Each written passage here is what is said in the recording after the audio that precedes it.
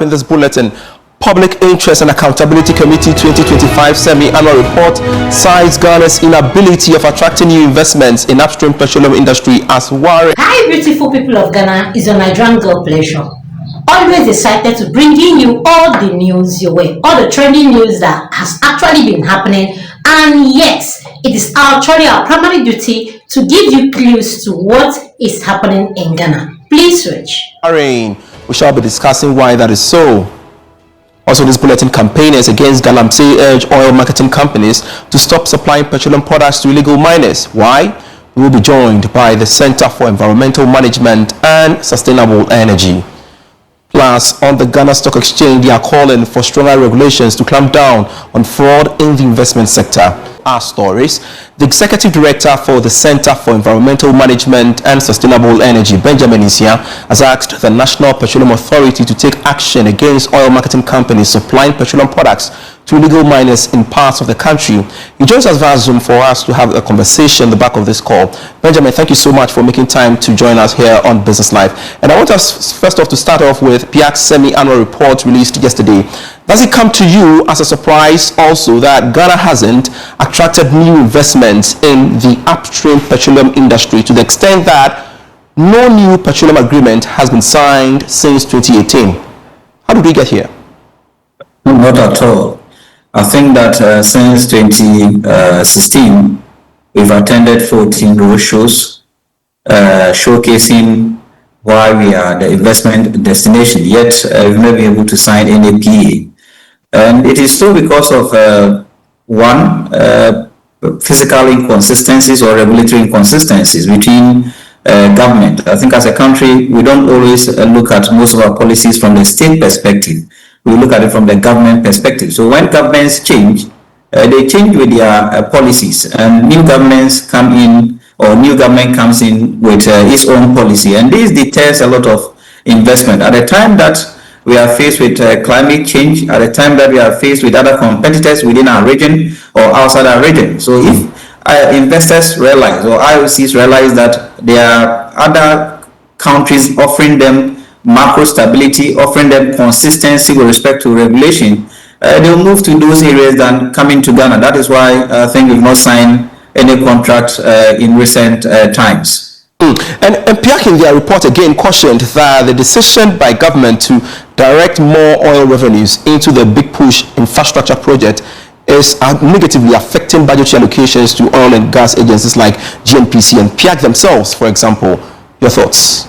Yeah, I think that even the Big Push itself, they don't even get the revenue it needs to be able to complete most of the projects earmarked. If you look at the report carefully, it states that for the whole year, government will need about $840 million. As we speak, in the first half, we are realizing only about $150 million. And the government projection for the whole Big Push is around $2 billion annual. I don't think the mineral royalty can fund the excess or the deficit of about $1.6 billion for the whole year. So even the Big Push will face a challenge, and I think that is why we are saying that government needs to cut down the number of projects in the Big Push, or maybe find alternative source of funding so that we can complete these projects as planned, because project delays and project not being completed also cost us as a state, and there's a lot of wastage of resources in that regard. Now, with respect to the other sector where there's been some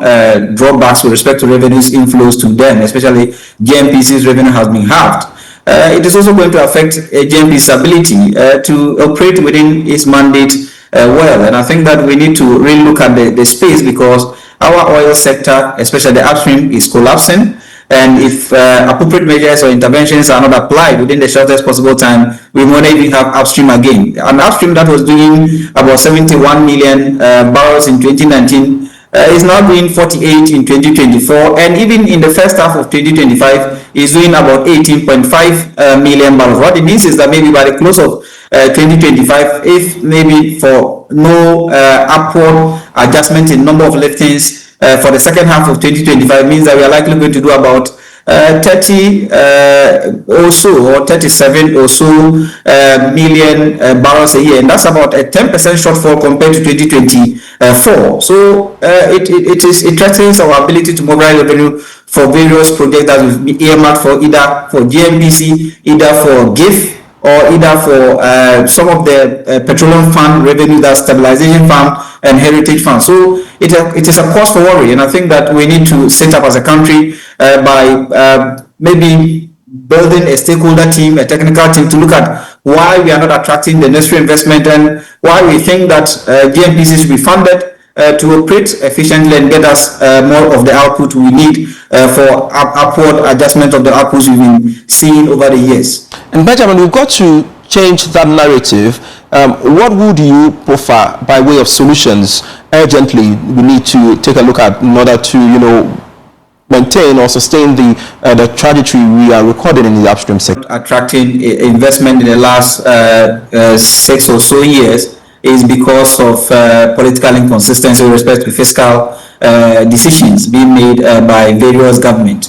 So as a country, we need a plan, and the plan must have a consistent, a consensus inclusive fiscal policy that spans various governments. If you do have that, and even able to sell it across the world, I think that IOCs and other investment will know that yes, there's a stability with respect to physical space of this particular country and may attract the investment. The second part also has to do with our macroeconomic stability. I think that for some time now we are doing well, and if the macroeconomic stability continues to improve, maybe we may attract other investment into the space. The last part is also the source of maybe showcasing what we have on the investor front. I think that the focus has always been on the international space, various conferences we attend to showcase our investment opportunities in the upstream. Why not mobilize local resources? I think that if government begins to look at internally mobilizing resources, government will have these resources. There are a lot of resources that have been channeled into the real estate sector where real estate is not that paying enough. So if these persons with huge resources, even though I know the oil sector requires huge resources, can mobilize funds for and diversify these funds from the real estate sector and other sectors into the petroleum upstream, I think will do enough to realize the dream we want to achieve in that sector in terms of revenue mobilization. So these are some of the things I think that when we come together as a team, various stakeholders from the CSO space, various stakeholders from GNPC, various stakeholders from the government space may put these consensus inclusive ideas together, and these ideas will span political parties and their government. And I think that we also need to consider political parties' input in developing an upstream framework that spans regimes. I think the major problem in our upstream is because of the regimes we've been operating over the years. Governments come, governments go, and these governments change their philosophies and fiscal policies within the space, and that has affected us a lot. Let's now talk about Galamsey. You are calling on OMCs not to supply their products to illegal miners. Why this call, and how did you know some OMCs supply products to illegal miners? I think we have not established that we do know some OMCs supplying, but for the fact that these Galamseyers depend solely on oil or fuel for their operation, it means that one way or the other product or fuel goes to them. For example, if someone wants to operate an excavator, it relies on fuel. If someone wants to operate a chamfine, it relies on fuel. Any of the pumping machines relies on fuel. So how do they get fuel? It means that I think our monitoring system has been weak, and the monitoring system is by the regulator. And also the regulator has not been able to enforce some of his laws in ensuring that fuel is not sold in large drums to the retail sector. Because if you look at our petroleum downstream carefully, we are expected to have bulk consumers, and these bulk consumers are registered by MPA and allowed by OMCs to sell to them. But if you go to some of these mining communities, we do have bulk consumers who procure these products in large drums, procure these products in certain gallons, and then distribute them to certain areas. There are even evidence of BIVs being redirected to some of these mining communities to serve them. I think that MPA must be very effective in monitoring this space, because if we are able to cut the supply of petroleum products to these mining communities, it is halfway solving the illegal mining issue. Because without petroleum products, I don't think any of them will be able to operate any of the machines that they operate in these areas. And we were expecting that as contributing to the dialogue within this framework, MPA will also develop a framework or an intervention to ensure that they are able to monitor their OMCs well, effectively, so that some recalcitrant OMCs who sell to these mining communities or who sell to galamseyers are penalized. And if that sanctions regime is established, I don't think that any of them will supply this product to these mining communities. And Mr. Isia, I'm wondering how this implementation will be done, because there are some who argue that it's going to be problematic since these OMCs are in business. So how do you get to tell them not to, supply fuel to illegal miners? Of course, illegal miners wouldn't come in the food layer, wearing illegal hats. Yes, I think that someone raised that particular argument. That's why I started by saying that bulk consumers are established by MPA, and illegal miners, based on the work they do, they become bulk consumers. So if bulk consumers, you are not expected to procure these products at the retail outlet or at the filling stations. So if MPA realizes that there is a filling station in certain communities and their output or their sales have increased. For example, when I was looking at a report published by Comac, I realized that there were some OMCs who were doing averagely 54,000 liters a day per their filling station, or per the number of filling stations they have. They are doing 54,000 per filling station. No OMC in Ghana can do 54,000 per filling station. The highest they can do is around 5,000 liters per day at a filling station. So if there's an observation that some OMCs are doing 54,000 liters of products a day at a particular filling station, that means that these products have been diverted either to Galamsey site, or they have been diverted to what we call the third-party business in the petroleum downstream, and we must penalize them. I think those OMCs have been established, and if we do know them, because per the report we've seen about 3 or 4 names that are in that particular report. I think MPA must proceed to investigate how come they are selling huge volumes with little outlets to show for, because I think some of them have outlets of about 20, and looking at the millions they are selling, they can only sell by diverting this product or dumping this product at the mining site. So our concern is that if MPA is able to develop a framework to support the NIMOs, to support the Lands and Natural Resources Ministry and other sector agencies, I think that it is halfway solved, because without fuel, without gas oil especially, none of these miners will be able to do what they are doing in these bushes. Very well. Thank you so much, Benjamin Isia. I'm grateful you could make time to speak to us here on Business Live. Now, to one of our lead stories, the Ghana Stock Exchange has called for stronger regulations to clamp down on fraud in the investment sector, highlighting the importance of technology improving digital inclusion. Managing Director for the exchange, Abinamwa, was quick to point out that risks technical advancements pose. Now, she was, however, optimistic that stringent regulations will be crucial in combating Ponzi scheme in the country. The highlight of the Ring the Bell for Financial Literacy campaign was a thought-provoking debate on the motion: in a digital world, are capital markets safer or more inclusive? Alpha Beta School, which defended the motion, faced off against Roman Ridge School, which opposed the motion. Debaters took turns convincing the audience on whether digital advancements pose significant risk to capital market operations, or if their advantages outweigh the drawbacks. In a close contest, Roman Ridge School emerged as the winner, edging out their opponent by just a single point. Delivering the welcome address, Abna Amwa, Managing Director of the Ghana Stock Exchange, highlighted the transformative role of technology in driving financial inclusion. While she expressed optimism about the opportunities digital innovation presents, she also acknowledged the glaring risks it poses to the financial ecosystem. Technology continues to reshape the financial landscape, from digital trading platforms and blockchain applications to cryptocurrencies and AI-driven investment tools, innovation has made finance accessible, faster, efficient, and inclusive. However, this progress also brings new challenges,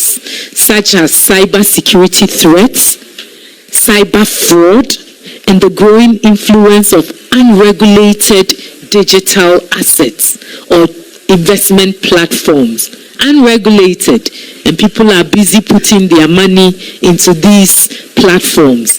These developments make financial literacy more important than ever, especially for the youth who shape the future of our markets. At the GSE, our digital transformation journey has been steady and impactful. Clena Masem, principal debater for the winning school, expressed excitement at their victory and called for more of such platforms to promote. Participating in the capital market debates was a very new experience. It required us to put a lot of hard work, and it helped acknowledge our public speaking skills. Winning it was very rewarding, and I hope that next year we can come back and do even better. The 2025 Ring the Bell for Financial Literacy campaign was held under the theme Navigating Risks in the Digital Era on the Capital Market.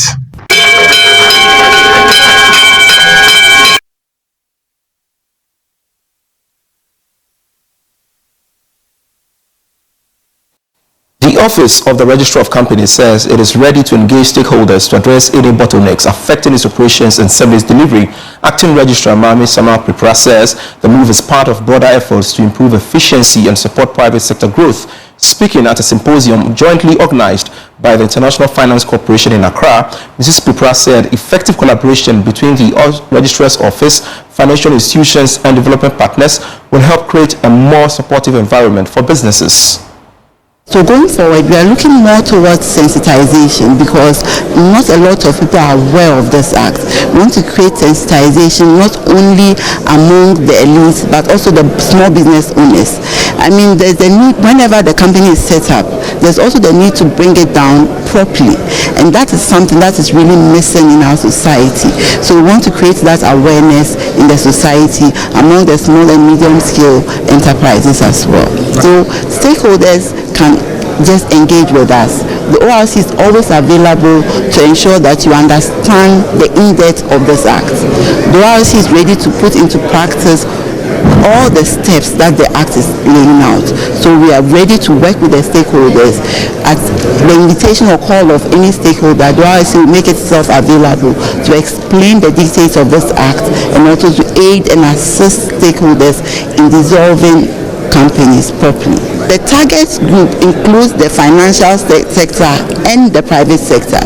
We realize that most distressed companies find it difficult getting loans from these financial entities. So we intend targeting both the financial sector and the private sector so that they can engage each other for fruitful discussions to allow them to restructure these companies, because it's not all falling companies that are in complete distress. So there's a need to engage them and see the need to give them viable structured loans to resuscitate them when they need be. And that's it for Business Line. Please do well to like, comment and follow. Put on your notification bell so you get all our news one by one.